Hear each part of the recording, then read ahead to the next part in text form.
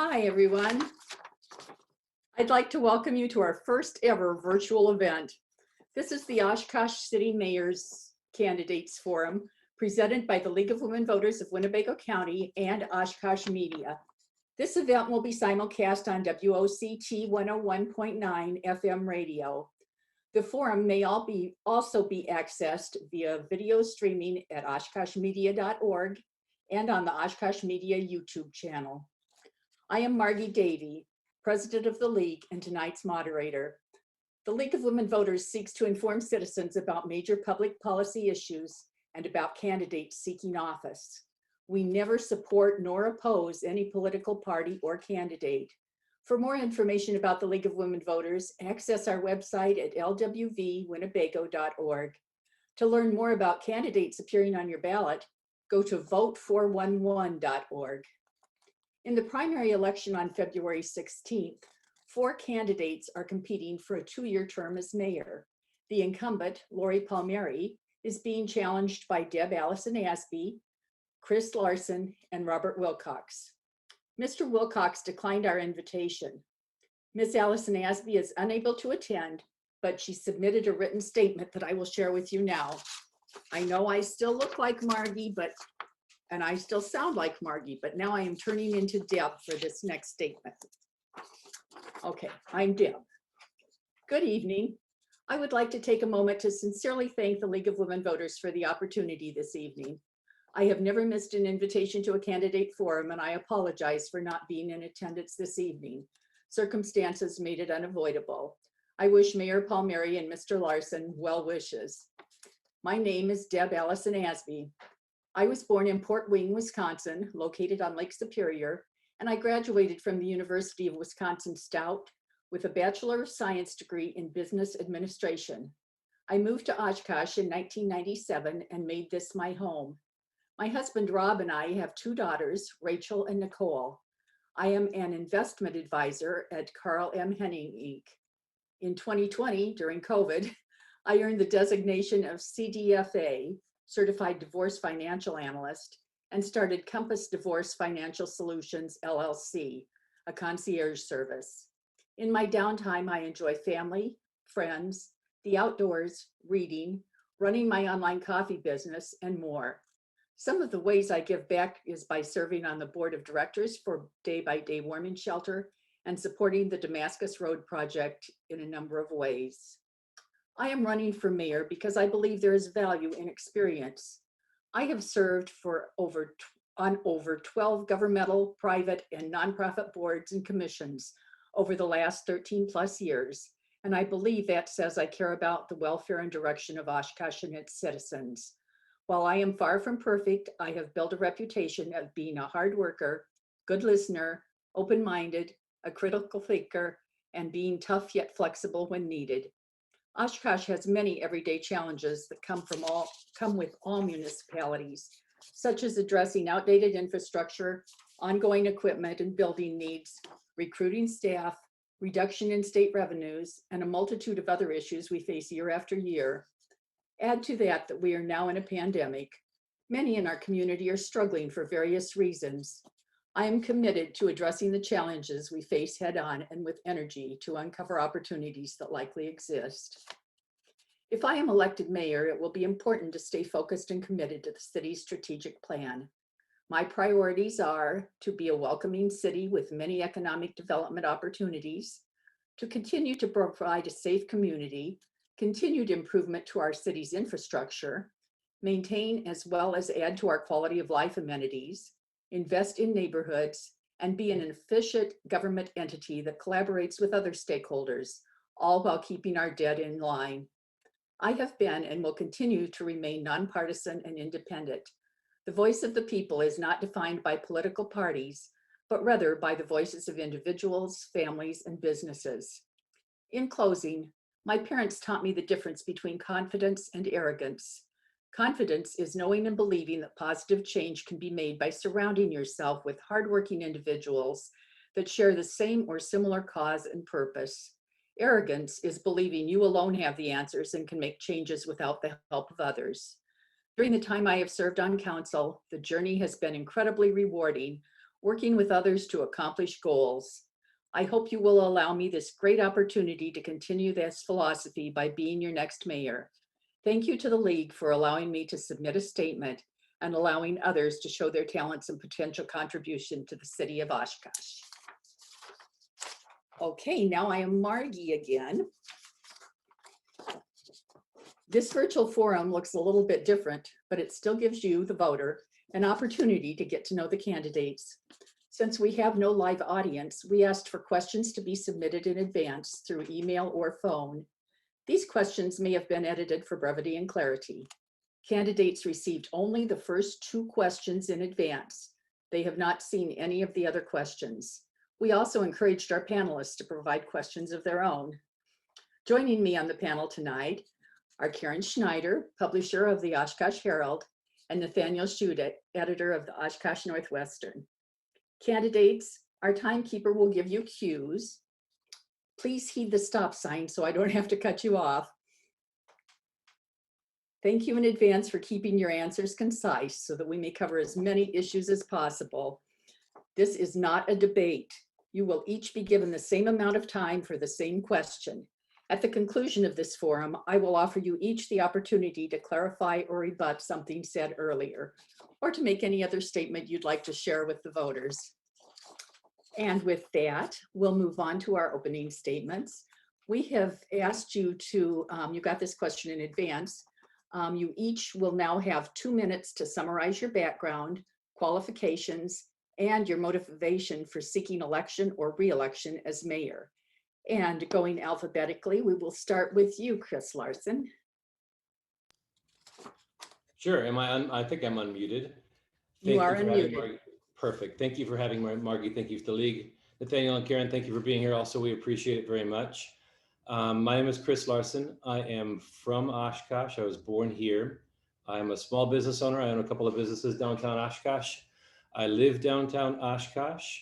I spent a little time, I went to school in Eau Claire and then lived in Madison where I did what I practice now. And then I'm sort of the belief that if you go out in the world and learn how to do a trade, and if you still like your hometown, you go back there to practice it. So I came back here to open a restaurant about 13 years ago. I am compelled to run for city council and for mayor at this point because I love the city a lot, of course.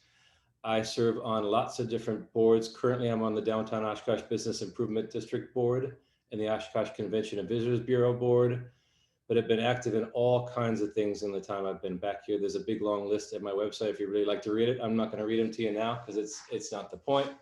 But in general, I'm compelled at this point to do a little bit more because I'm looking for progress sort of at all times in city council and in local city government.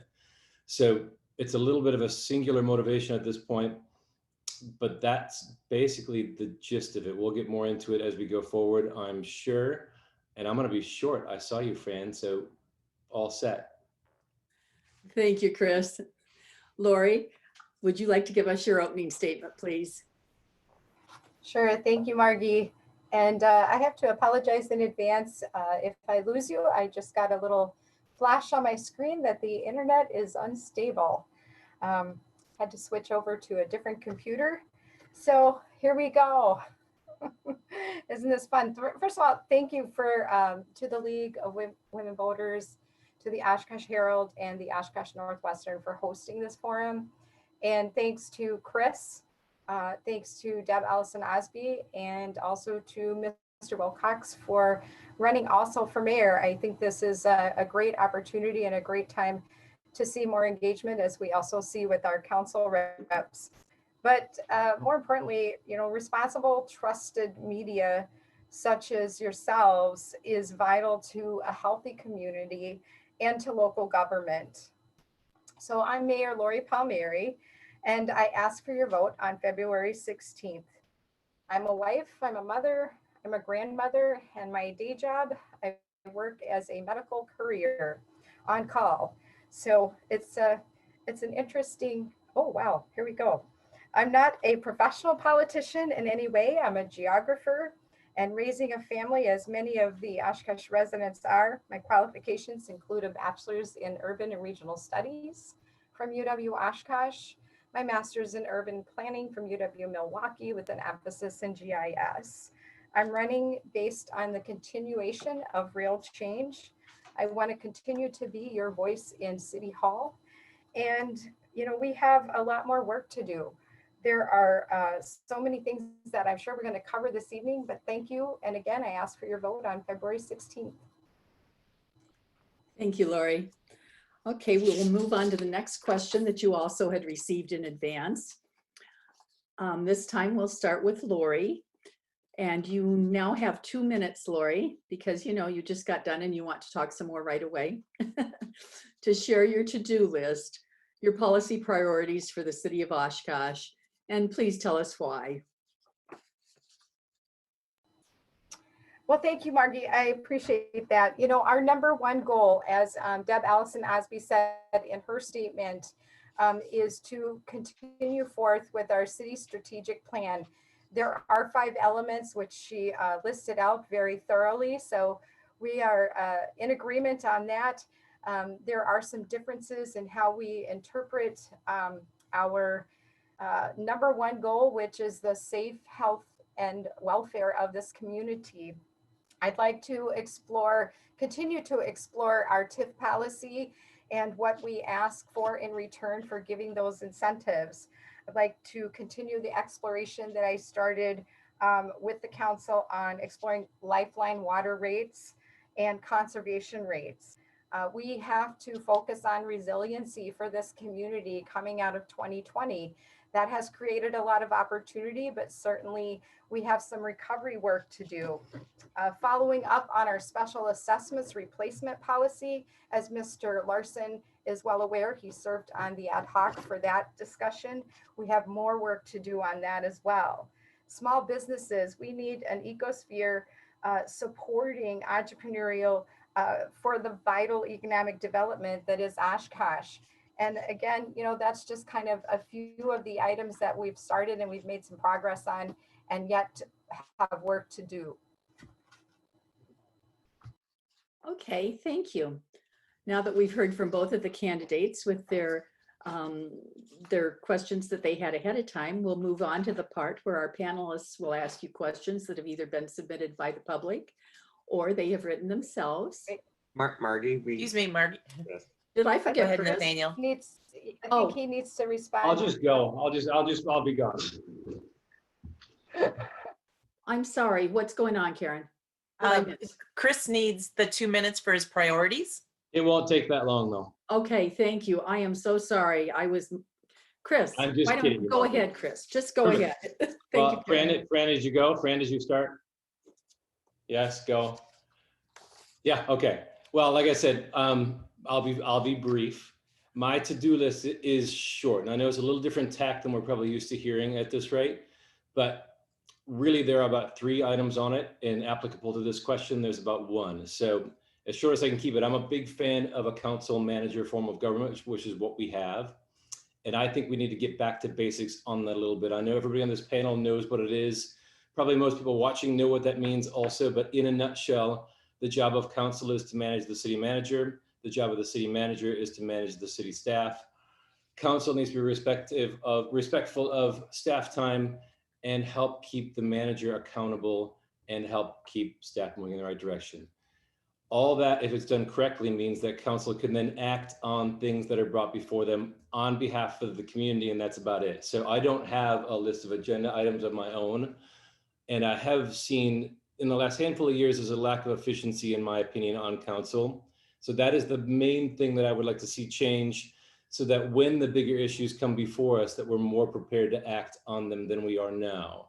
And I don't think it's that hard to do. I don't think there's necessarily anybody in particular to blame on that front, but I do think some like-minded people who look at just that form of government to start with can get in, so that we are prepared to do things that our myriad of fantastic committees and community members bring forth in a more progressive manner to move things forward. See, short, Margie. Okay, thank you. Well, at least I got my big foul up out of the way right away. So now we'll have a very smooth time the rest of the time. It occurs to me, Karen and Nathaniel, that when we have 2 of you and 2 candidates, if we go back and forth, you're always going to be asking the same candidate the question first. So I kind of made this little chart. We'll see how this works. Karen, I think that if you ask Chris a question first, and then that question will go to Laurie, but then I'd like, just go ahead and try that. I'm still working on this. All right. So good evening. So Chris, we're going to start with you, and this is going to expand a little bit on what you just said, but this will also give Mayor Palmieri a chance to weigh in here. So what do you see as the mayor's role beyond that as a council member who presides at meetings? And what do you see the mayor's responsibilities and powers to be? They are exactly the same as anybody else on council, in my opinion. It's an equal seat. I know there are different things that get done now. I know we came to the mayoral position, Laurie will know better than I will, but 10 years ago, probably in that neighborhood, right? And it's more of a figurehead at the time was the intent, and that is what it is now. I know there are other duties that come with it, like filling committees, being at other events that council members aren't at. But quite honestly, Karen, in my opinion, it is exactly the same. So should the mayor be given any added authority? And No. if so, for what? Nope. I don't need 30 seconds. Just kidding. No, I honestly think they're the same. And we'll get more into it again, probably in the future, but I think it's imperative that they sort of remain the same. If my focus is as singular as it is, which is make that form of government work correctly, I think it's probably a better position for a city, for a council president that's elected by the rest of council. And I do not know that it needs to be a specially elected position. Okay, thank you. Laurie, do you need me to read that to you, or? No, that's Okay. okay. I think I got familiar over here the last couple of years. So certainly Chris is correct in part.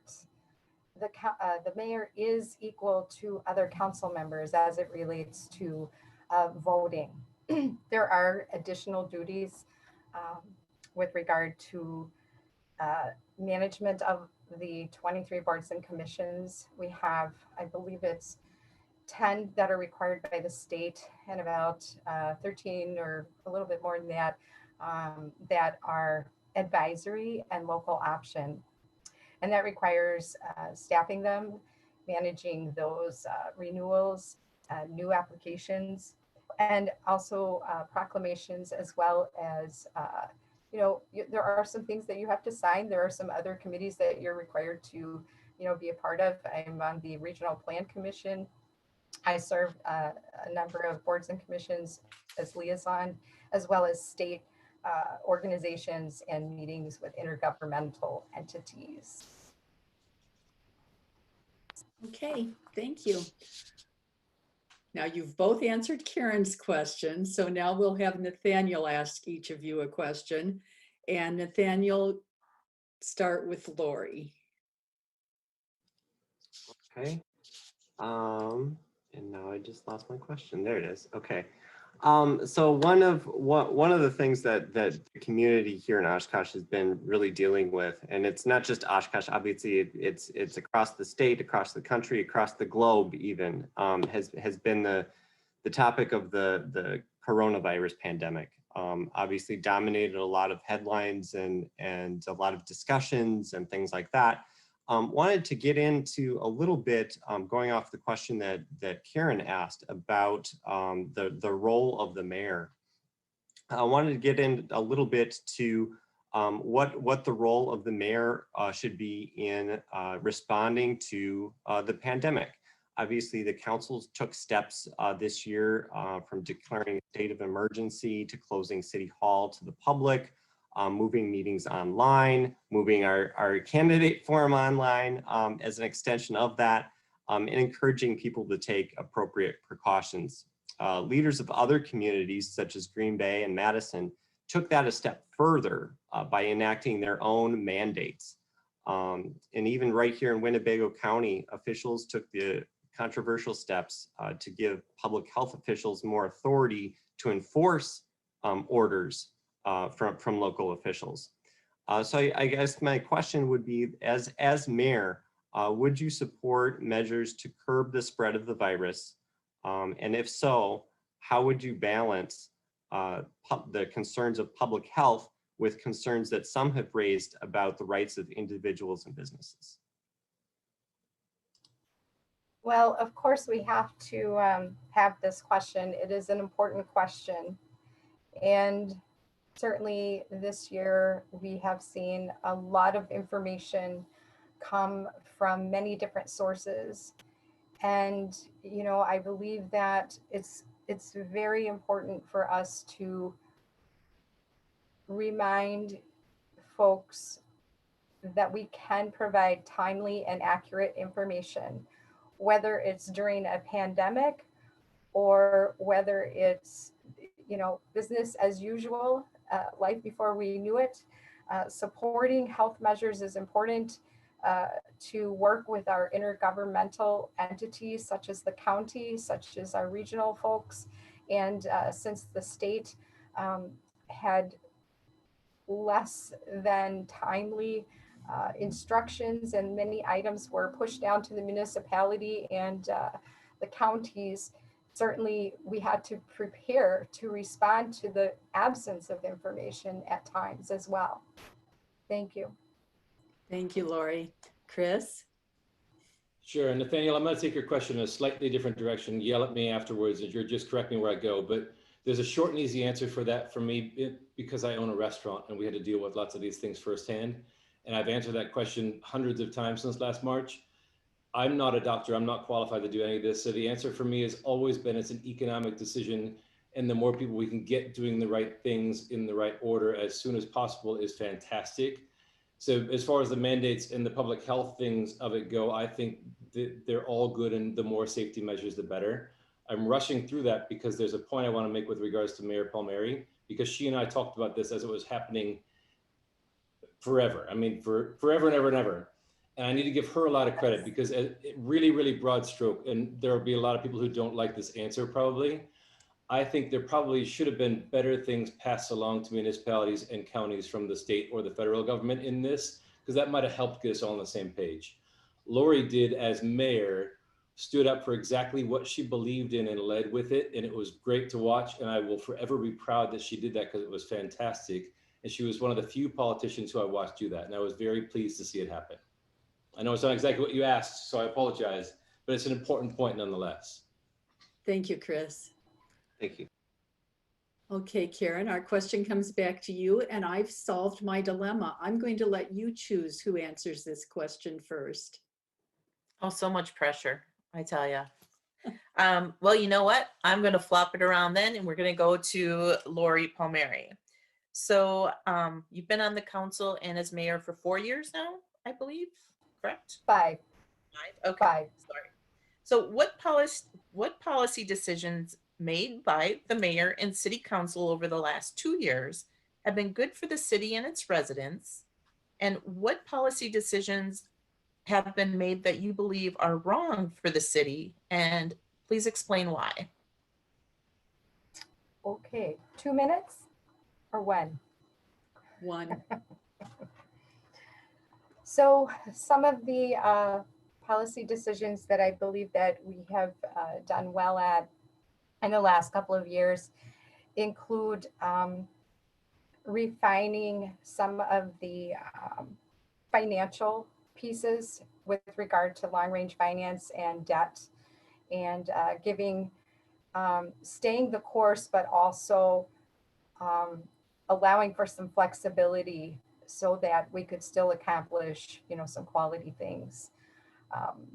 We certainly have had to institute some rental inspection programs in the last couple of years, and those have been implemented. I think that was good policy that we could continue to improve.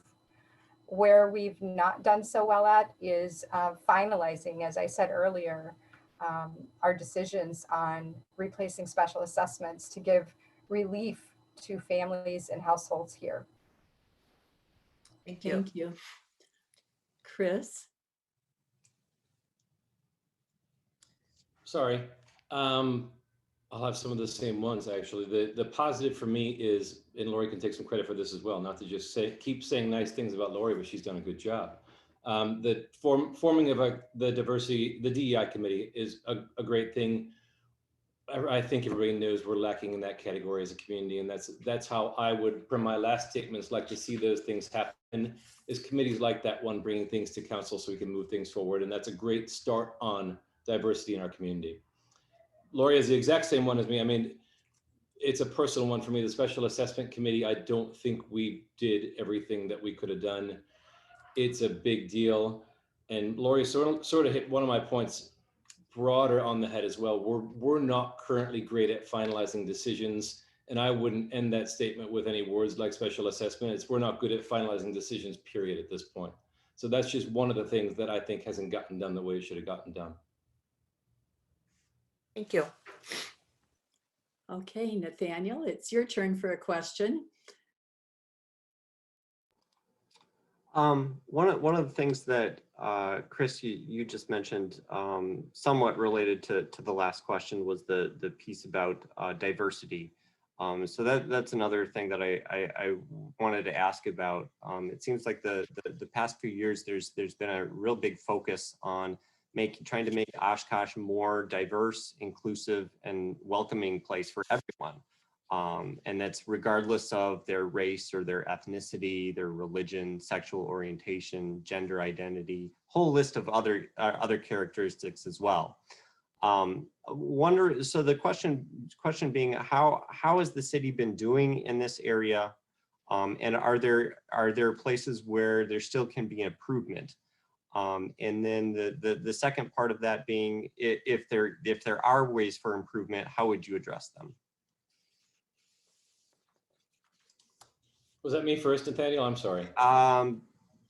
Sure. Yes. I'll do it. Yeah. It's not fair for me to always go second because I'll cheat, and I'm just kidding. How has the city been doing on that thus far? I mean, again, we all probably know the answer. Every time there's a study on that, it comes back that this is not great. It's not just Oshkosh, it's the state of Wisconsin. And the how is the hard part. And I have honestly no idea, and I'm not really afraid to admit that. But like I said in the last answer to the last question, forming a committee and putting the right people on it, which I think Laurie has done, is a huge first step in that. But now we just need things to happen from that. And I don't know what that answer is. I'm not on that committee, so I don't know. But I'm excited to see what they do.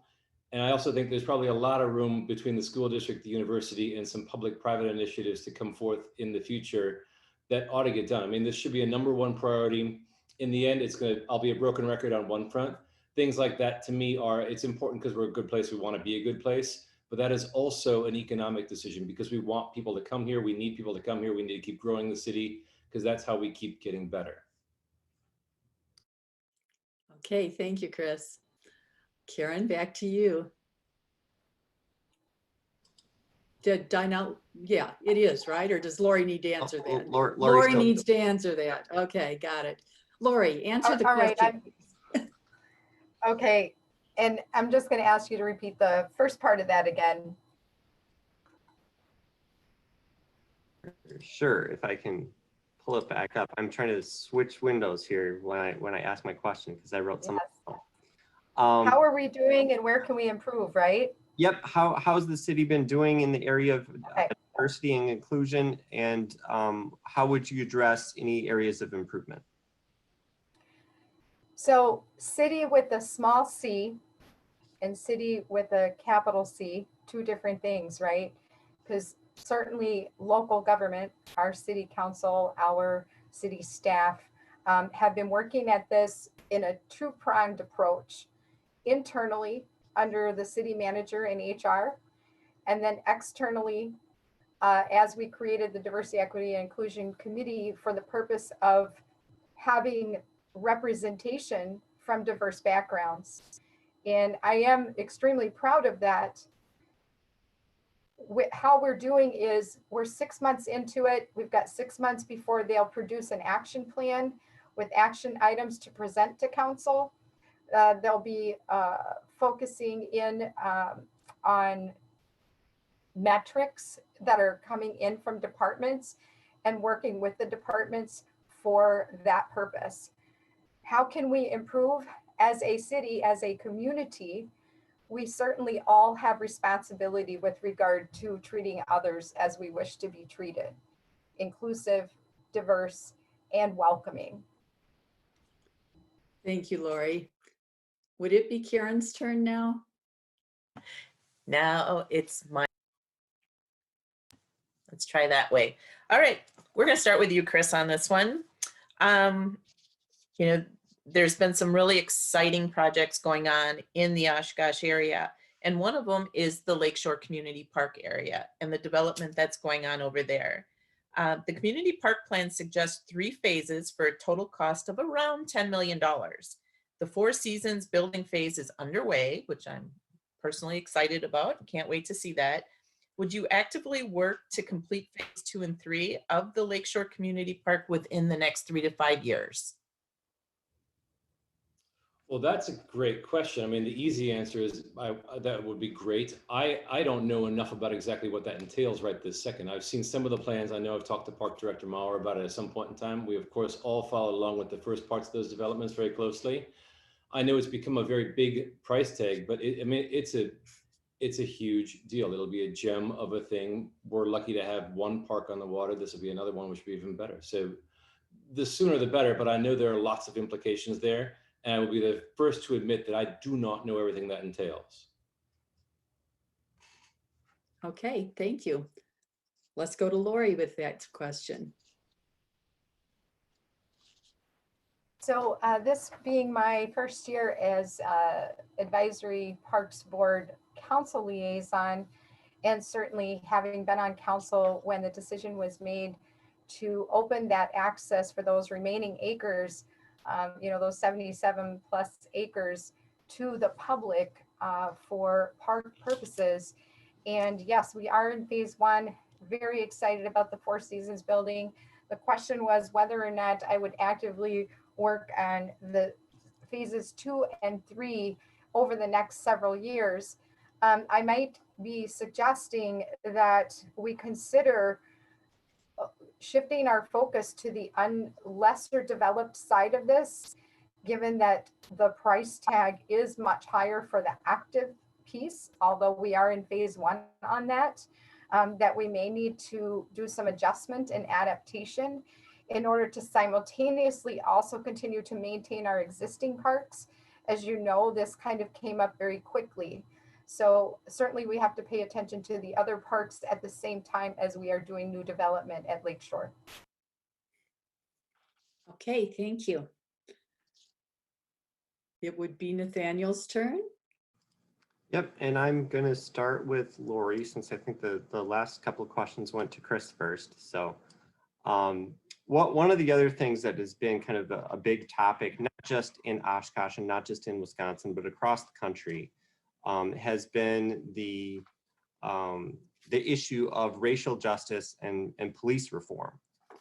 There were protests across the country, including right here in Oshkosh, where people over the summer called for some changes and some having discussions and things like that. And a lot of that being around how laws are enforced and how police interact with the community. Now, obviously, Oshkosh has had that kind of model of community policing for several years now. And in fact, I know there's other discussions going on as well. The council met yesterday with the school board to discuss school resource officer program. What steps do you think the city should take to address this issue of racial justice and police reform? Thank you for asking that, Nathaniel. You know, this is an extremely important time in history for us, not just locally and statewide, but of course nationally. We have to focus on healing. There have been deep divisions that have left scars on many.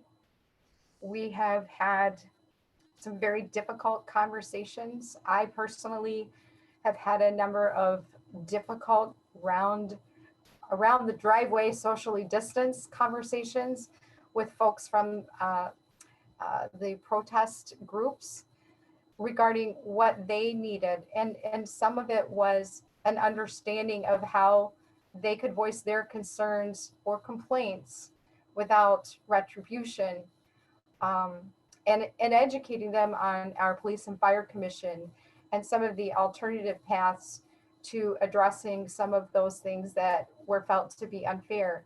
At the same time, I believe that our police officers have done an excellent job at maintaining, during very tense and difficult times, maintaining what we needed to do in terms of basic services to be continued. I'm out of time.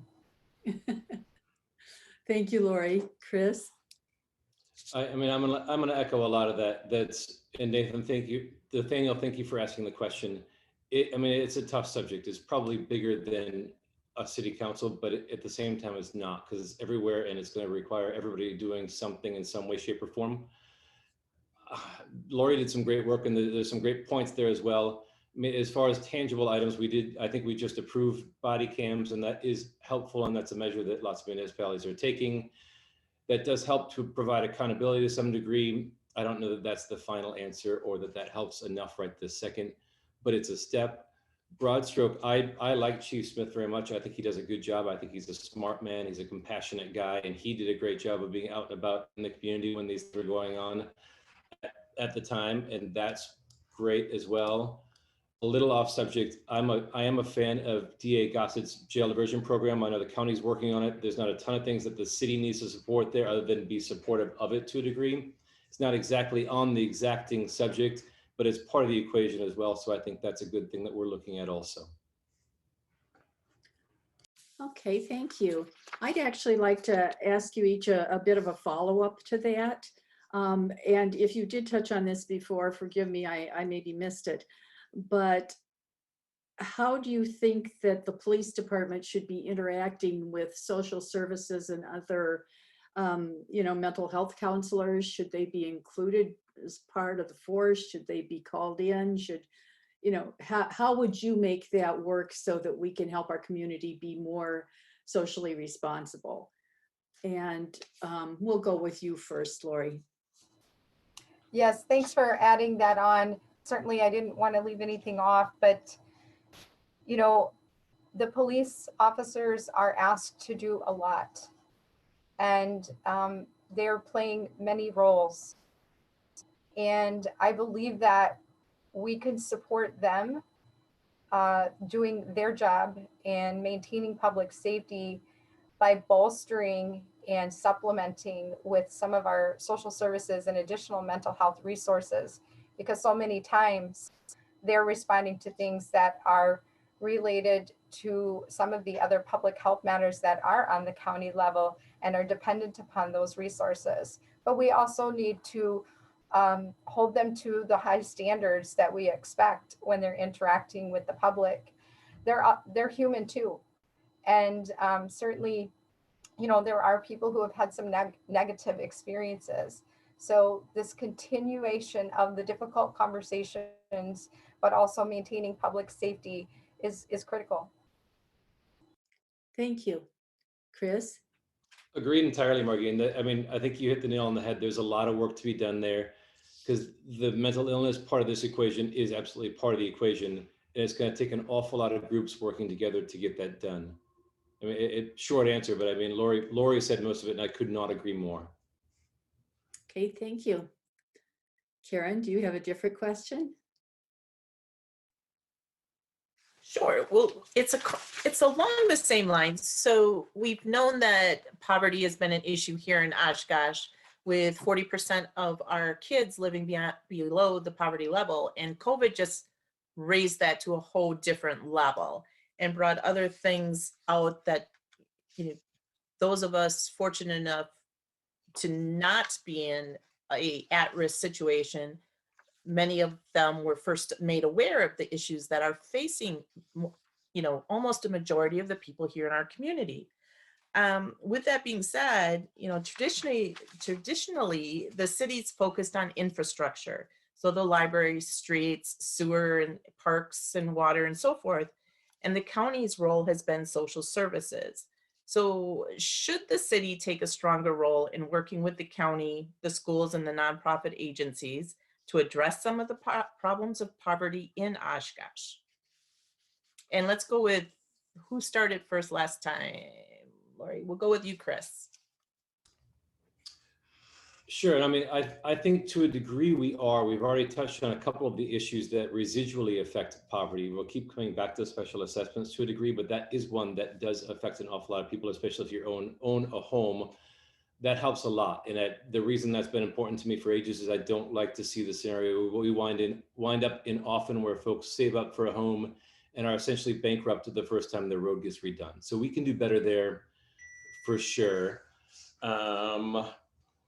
It's a tough question and one that I can't answer right this second as to whether the city needs to take a broader role than the county in that equation or not. But like I said, I think there are things the city does that residually help that cause across the board. We touched on a little earlier also, and it would go on for hours if we start, but rental inspection, we need to revisit at some point in time. There's a housing study working right now, I think, that will show where we have gaps in that market. We certainly need to do better. I mean, we probably didn't need the study because we can all answer that question as it is. There's a hole at the bottom of the market. There's a hole in the transitional part, and there's probably a hole at the top too, which is a different economic decision. But that's a big blended answer, and I did the best I could. Sorry, Fran, I saw you. Thank you. Did you both get a chance to answer that question? It needs to go to Laurie. No, yes. Yeah. So you can't surgically remove, even though the city health department went to the county a number of years back, you can't surgically remove those human basic Maslow's needs of shelter and food from one political boundary to another.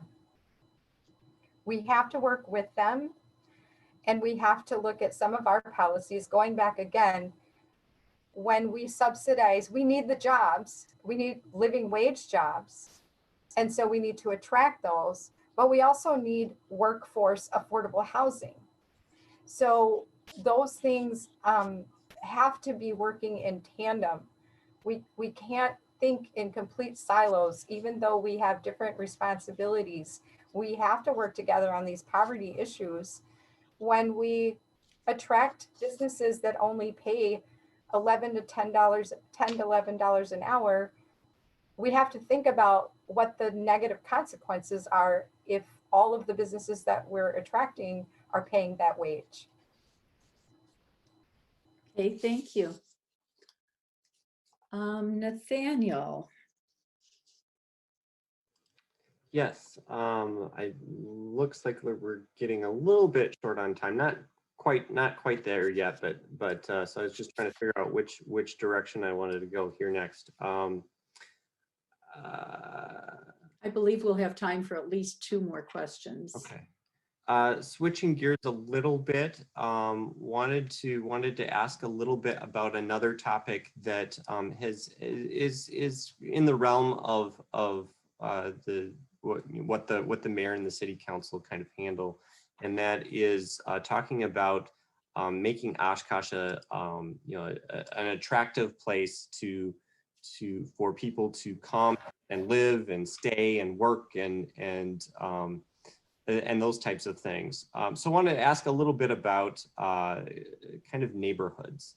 Obviously, that being a part of the city strategic plan, particularly when it comes to kind of the central city area and downtown, and I know there's been talk the past few years about getting people to live downtown, not just work and play downtown, but to live downtown as well. And we've seen some of that with some of the newer developments. But wanted to know, what are some of the factors that you see in kind of stabilizing and improving neighborhoods, and what role should the city play in helping to do that? And Did you want me to start? Sure. I'm sorry, I didn't mean to cut you off, Chris, if you want to jump in. You're fine, go ahead. All right. So stabilizing, our central city neighborhoods, certainly, I live in Census Tract 5, one of the densest, I think we're like 6,600 people in a little bit more than a square mile. Census Tract 7, the university, closely follows. 54901 is densely populated. We do need a diversity of housing stock and at different price points. But the fact of the matter is the concentration right now is rental and usually less than the median income. So to stabilize those neighborhoods, we certainly need to not only have attractive properties, but we also need to have quality homes and access to jobs and close up spatial mismatch for those folks who are in the middle incomes who do want to own property downtown, and for them to feel comfortable coming in from, let's call it the suburban ring, if you will. We have to make sure that everybody is able to get along in a way that the space allows for in a healthy manner. Okay, thank you, Laurie. Chris? I think we need like 15 minutes on this because I agree with Laurie also. It's one of my favorite subjects, but I'm extremely biased because I live on Main Street. That is my neighborhood. That's where my work is. That's where my business are. I'm in the process of, we would have a downtown Oshkosh neighborhood association by now had there not been a pandemic in the middle of it, because our organizational meeting was like the end of March. So it would have been done, and I apologize, I'll finish it at some point in time. Lots of great points in there as well. I mean, I was on the downtown Oshkosh visioning committee, 4 years ago that we finished that, for streetscapes and that kind of stuff. And the beautification is a big part of what I've done with the bid for the last 11 years I've been there.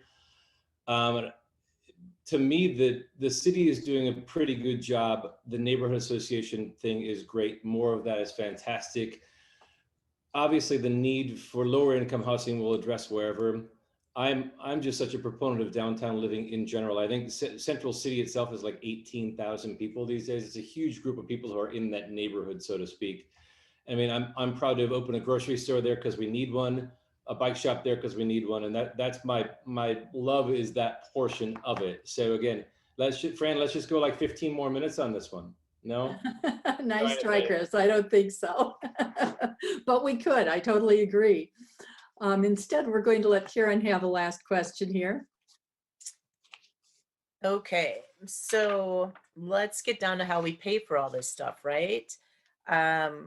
So Chris, when it comes to balancing the budget and providing the services and so forth that everyone in the city needs, would you prefer to reduce expenditures or raise taxes to fund the city budget?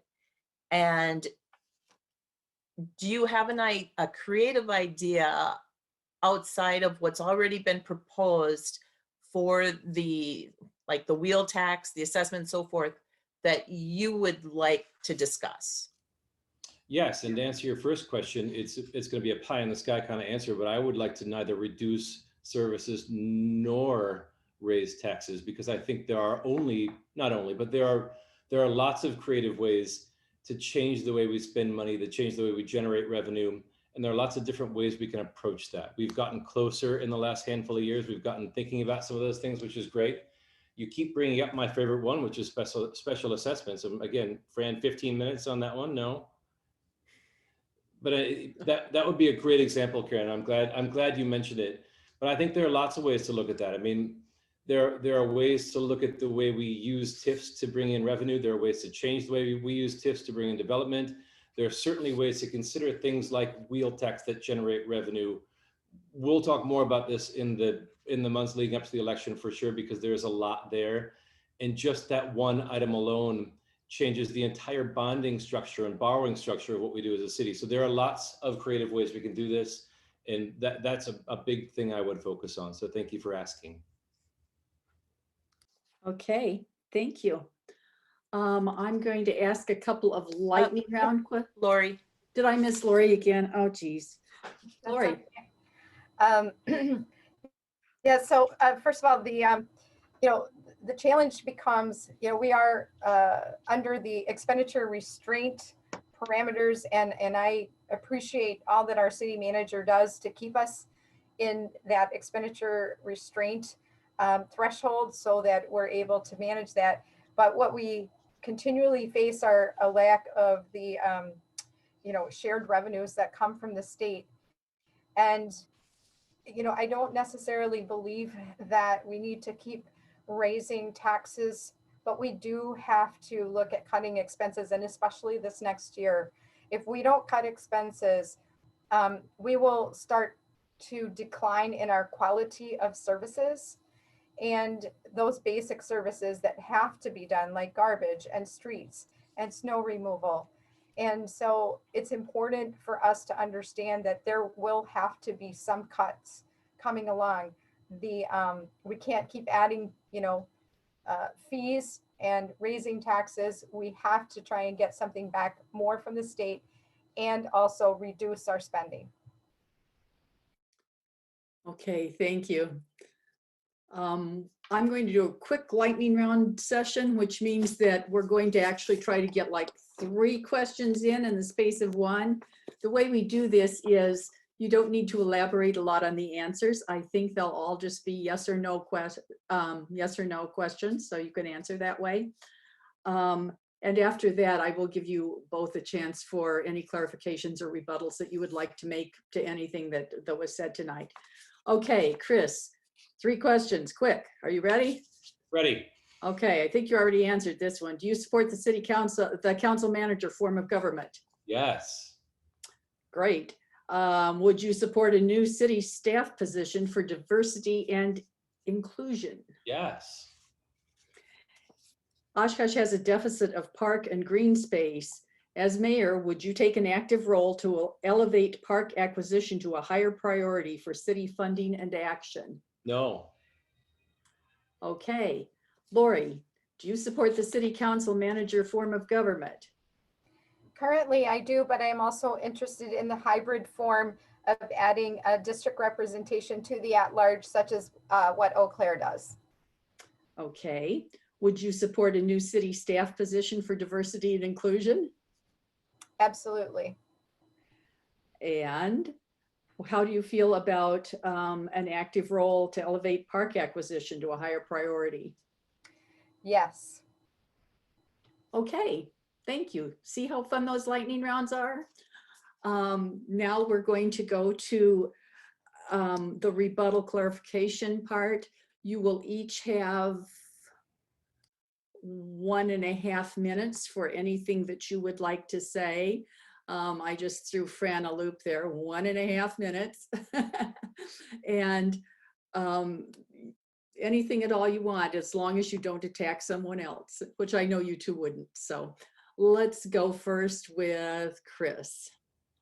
Sure. I don't have anything to rebut. A couple of points to add on to the very, very beginning where I said I don't have a long to-do list, but I have 3 items on that. Obviously, that we've talked a little bit about. I'm hunting for efficiency in general, and the sort of touched on the ways I'd like to do that.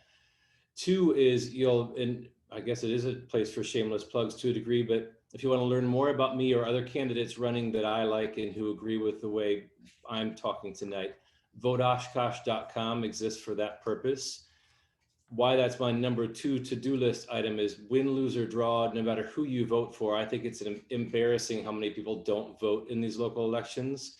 So I don't care one bit who you vote for, and you're going to see a lot from me and from that site as a get out the vote measure coming forward, because we do need to do better getting people involved in local elections, and now is a good time to start. The third point along those lines, and it's a harder one to explain, and I won't get much into it, but a piece of it is it's accountability and better communications with the community in general. But that's easy to say. The answer to that is if you see me somewhere and want to ask me a question, or see me online and want to ask me a question, I will answer any question at any given point in time. But I do want to point out that this campaign is without any money of my own. We are not taking contributions. We're not spending money. We're not buying ads. There will be no yard signs.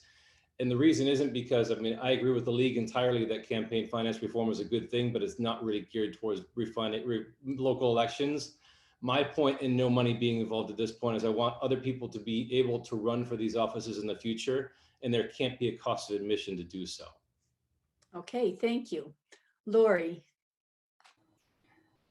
Well, I guess I'd just like to reiterate that I would like to continue serving as your voice at City Hall. My record is clear that I am responsive, I am reliable, and I am results focused. We've taken a little detour this past year with a little thing called COVID. I certainly think that it's important for folks to pay attention to the different perspectives, and we can talk the talk about being inclusive and welcoming, but until we walk that walk and get representative folks at the table from different backgrounds who don't necessarily look like us, who may not be familiar with all of the procedures, and that's okay. Democracy is messy. This is a healing time. We do not need to be divided. We can come together and respectfully disagree. We have shown that even in the midst of some very trying circumstances this year.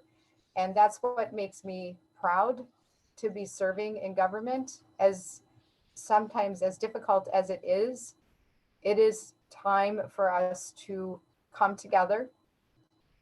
We need to rebuild what we've lost in the last year and address the opportunities that have arisen out of that. And again, I ask for your vote on February 16th. Thank you. Thank you. Thank you both. Okay, this concludes the forum for Oshkosh Mayor. On Tuesday, February 16th, you may vote for one of the mayoral candidates, Deb Allison Asby, Chris Larson, Laurie Palmieri, or Robert Wilcox. The two top vote getters will advance to the spring election where the next mayor will be decided. The polls are open from 7 a.m. to 8 p.m. You may register when you go to vote on election day. Hopefully you're already registered. Take a proof of residence with you if you do plan to register at the polls. Everyone must show a photo ID, a voter photo ID. Go to www.myvote.wi.gov to find information on registration, ballot, acceptable photo IDs, and polling places. Go to vote411.org to learn more about the candidates. You may also consider voting early or absentee. Please contact your city clerk for more information. On behalf of the League of Women Voters of Winnebago County, I want to thank everyone for participating in this forum. And a special thanks goes out tonight to Oshkosh Media for all of their help in making this first virtual forum happen. Remember, our democracy depends on citizen involvement. Please, please vote on February 16th.